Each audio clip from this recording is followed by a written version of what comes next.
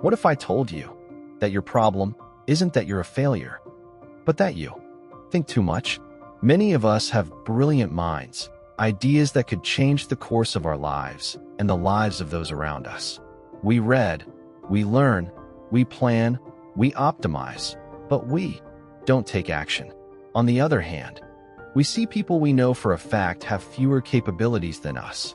People who didn't read half the books we read, and yet they are achieving terrifying success. There is one single reason, scientific and psychological, that makes smart people always fall behind while average people pull ahead. And I'll tell you what it is shortly, because the answer will completely change how you view yourself. Welcome to the series, Why Don't You Move, Even Though You Know? In this episode, we will dismantle the curse of intelligence. Let's go back in time to the year 1921. Psychologist Lewis Terman at Stanford University decided to prove to the world that highly intelligent children are the ones who will rule the world. He tracked 1,500 genius children, known as the termites, for decades. He waited for them to become billionaires, world leaders, and history makers. But the result?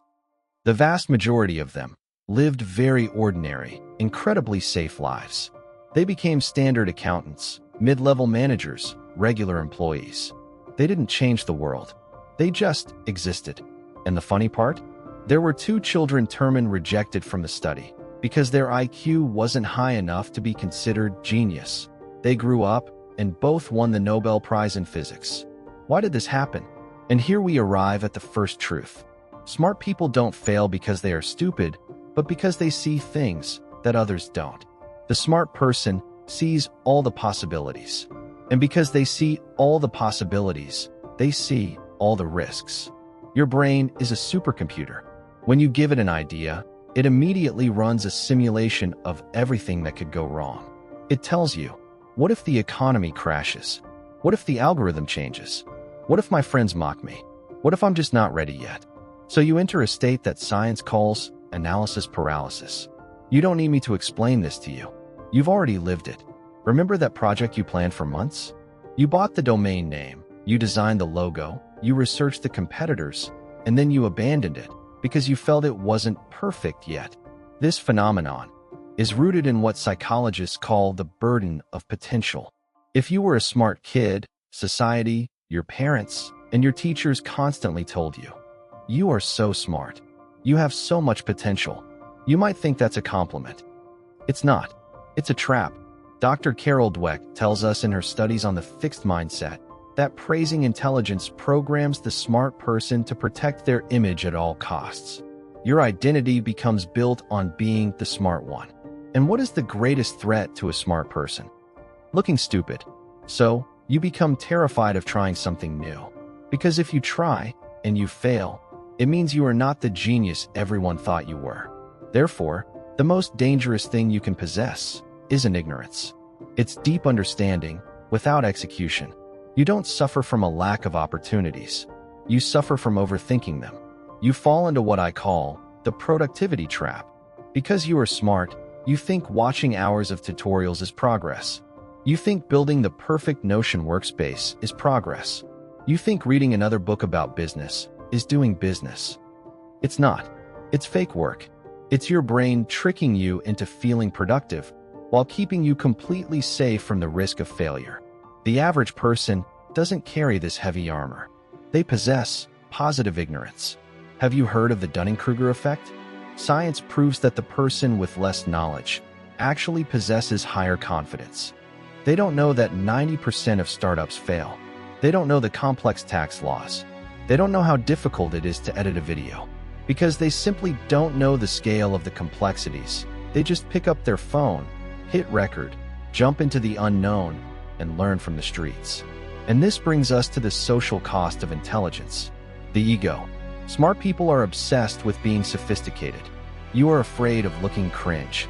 If you post a video and it gets 0 views, your smart brain tells you, delete it immediately. People are laughing at you. But the average person? They don't care about looking sophisticated. They care about results. They will post a terrible video, look foolish, learn from it, and post a slightly better one the next day. While they are building an audience, you are still writing the script for your first video, trying to make it a masterpiece that no one will ever see. And here, we discover another trap that swallows smart people, the trap of idea abundance, or the shiny object syndrome.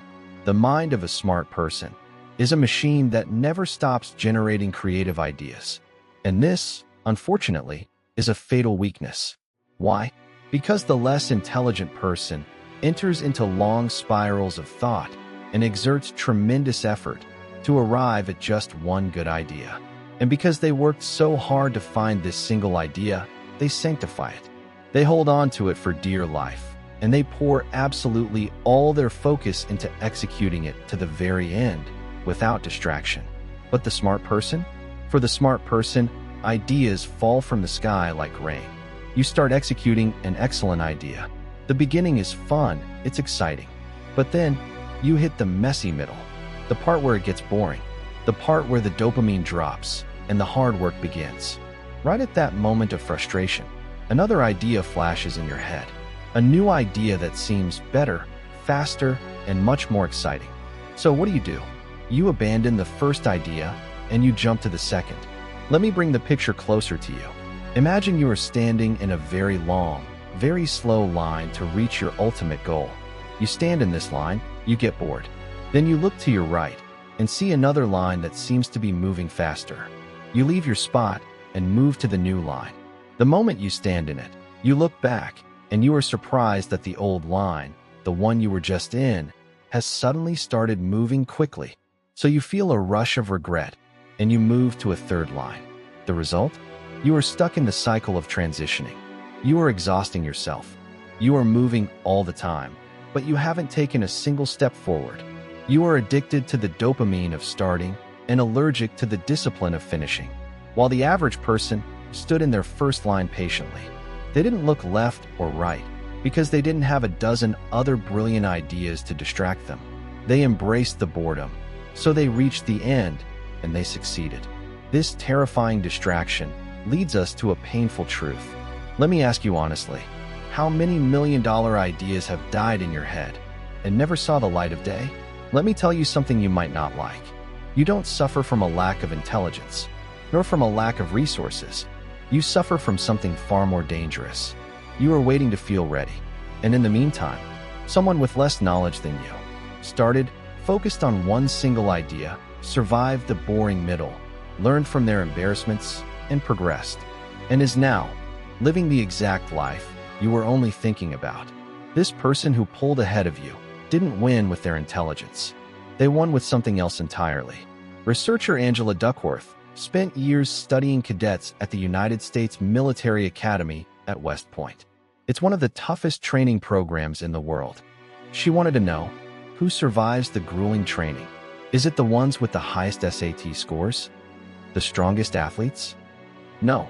The only factor that predicted success was grit, passion, and perseverance for long-term goals. Average people have built a failure muscle. They are used to life not being easy. They didn't get straight A's in school. They had to struggle. So when life punches them in the face, they get right back up. While the smart person, who is used to always being first, who sailed through high school without studying, collapses at the first real blow because their failure muscle has never been trained. The harsh truth? The world doesn't reward the smartest. The market doesn't care about your IQ.